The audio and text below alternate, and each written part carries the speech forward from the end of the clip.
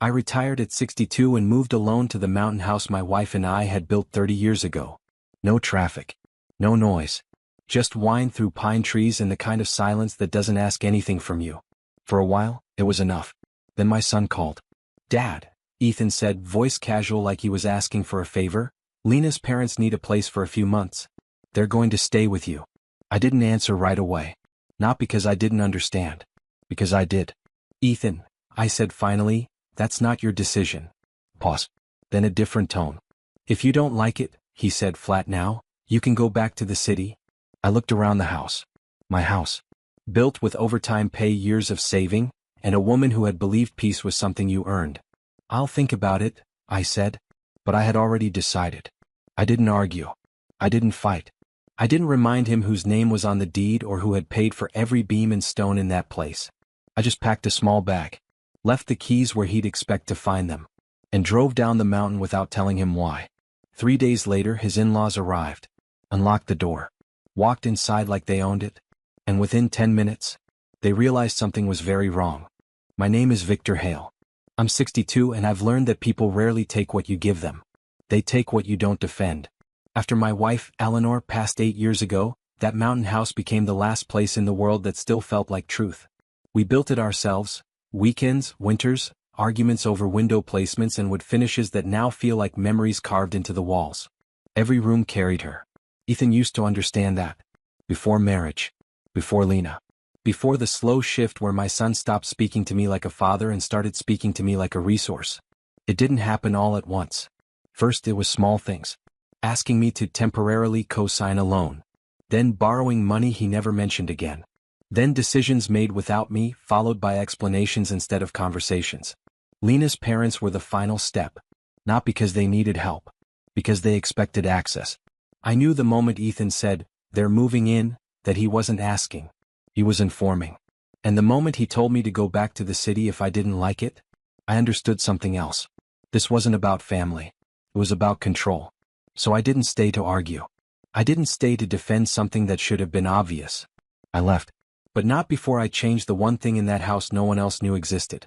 Because peace doesn't come from silence. It comes from preparation. The mountain house had always been simple on the surface. Stone. What people didn't see was the system underneath.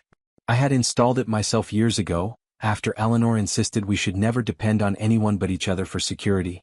It wasn't complicated by modern standards, but it was complete. Independent power controls, internal locks, access overrides, and one central rule. The house only responded to the owner. Me. 3 days after I left, I received a call from an unknown number. I let it ring once, twice, then answered. "Hello. Victor," Ethan said, already irritated. "What did you do?" I leaned back in the small rental I had taken in the city, calm, steady. "I left," I said. "No," he snapped. "The house. Nothing's working. Heating system's locked. Garage won't open. The upstairs doors won't even unlock properly." I said nothing. In the background I could hear voices. Lena. Her mother. Confused. Frustrated. Then another voice, her father. "Ask him about the power." Ethan came back on sharper now. "The backup generator isn't kicking in either." "What is this?" I let a second pass before answering. "It's a private system," I said. "Installed for security." "Well, fix it," he said immediately. "Not please.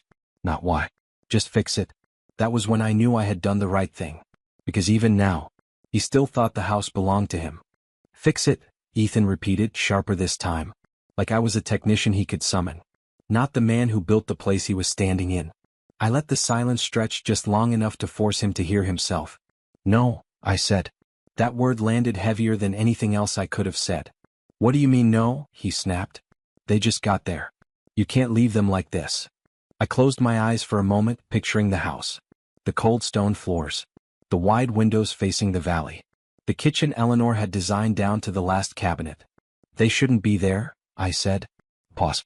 Then Lena's voice cut through the background, tight with irritation. "This is ridiculous. Tell him to stop being dramatic and turn it back on." There it was. No respect.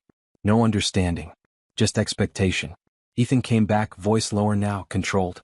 "Dad, this isn't funny." "It's not supposed to be," I replied. Another silence. Then he tried a different angle. "They're my family. I almost smiled. And I'm not. I asked. That one hit. I heard it in the way he didn't answer right away. In the way the room behind him went quieter. Finally he said, "That's not what I meant." "It's exactly what you meant," I said calmly. Then I added the part he hadn't considered. "You told me to leave my own house." Now he understood. Not the system. Not the locks. The mistake. Because some lines don't trigger alarms when you cross them.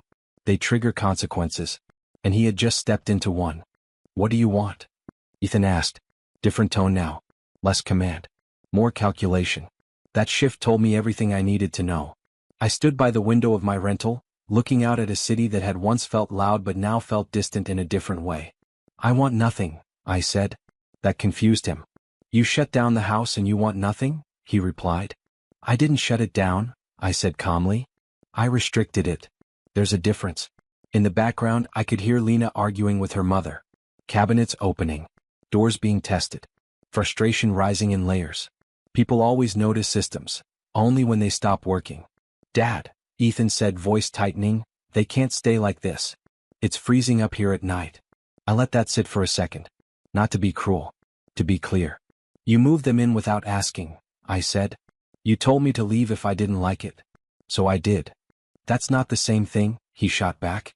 "It is," I replied. "You just didn't think it would cost you anything." Silence. Then softer now, "So what, they just suffer?" There it was. The assumption that consequences only count when they affect him. "No," I said. "They leave." Another pause. Then Lena again, louder this time, "This is insane. Tell him we're not going anywhere." I heard that. So did Ethan. And for the first time, he didn't repeat her words. Because somewhere between control and consequence, reality had started settling in. They lasted 2 nights. That's all it took. The first night they tried to manage it. Extra blankets. Space heaters they found in the garage. Doors left open to circulate what little warmth remained in the house. The second night reality set in. Mountain cold isn't negotiable. By the third morning Ethan called again. Not angry. Tired. "Dad," he said, voice low, "they're leaving." I didn't answer immediately.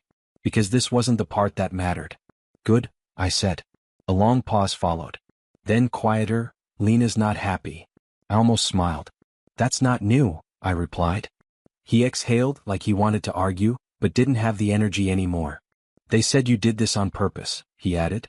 "I did," I said. No denial. No softening. Just truth. Another silence. Then carefully, "So, when can I come back?" "Not we. Not they." I noticed that. "You don't come back," I said. That one landed. "Art." "What?" he said, almost a whisper now. "You told me to leave my own house," I reminded him. "You made a decision without me. Now I'm making one without you." In the background I could hear a car door slam. Voices fading. Gravel shifting under tires. They were leaving. But this wasn't over. Because losing access to a house is one thing. Losing your place in someone's life is something else entirely. Ethan didn't call for 3 days. Not a message. Not a text. Nothing. That silence told me more than anything he could have said. Because for the first time in his life, he was sitting with the consequences without someone stepping in to soften them.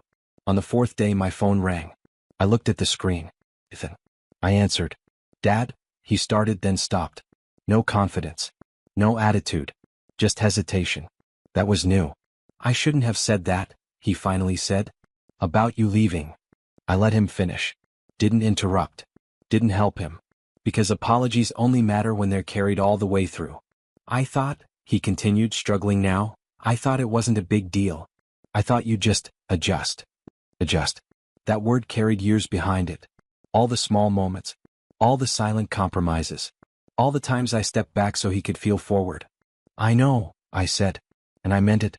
That was the problem. He had gotten used to it. "I didn't think you'd actually leave," he added quietly. There it was. Expectation. Not respect. I stepped away from the window and sat down. "Ethan," I said, calm but firm, "you didn't lose the house." Pause. Then confused, "Then what did I lose?" I let that question sit for a second. Because this was the part that mattered most. "You lost access," I said. "Not just to the house. To me." And for the first time since that call, he understood what that meant. A week later I drove back up the mountain. Alone. The road hadn't changed. Same turns. Same trees. Same quiet that used to feel like peace and now felt earned. When I reached the house, I didn't go inside right away. I stood there for a minute looking at it. Nothing broken. Nothing damaged. Just empty. The way it was meant to be. I unlocked the door and stepped in. The system recognized me instantly. He came back. Lights adjusted. The house settled like it had been waiting. I walked through each room slowly. The kitchen. The living room. The hallway Eleanor used to decorate for every season like it mattered more than anything else. Then I stopped. There on the table. A note. Ethan's handwriting. I didn't understand. I thought you'd always stay. I was wrong. I'm sorry. No excuses. No arguments. Just truth. I read it once. Then folded it and placed it back where it was. Because forgiveness isn't something you rush. It's something you let grow, or not. I stepped outside onto the porch as the sun dipped behind the mountains. Cold air. Quiet sky. Peace. Real peace. Not the kind you inherit. The kind you protect. Some people think family means access. It doesn't. It means respect. And when that's gone, so are you.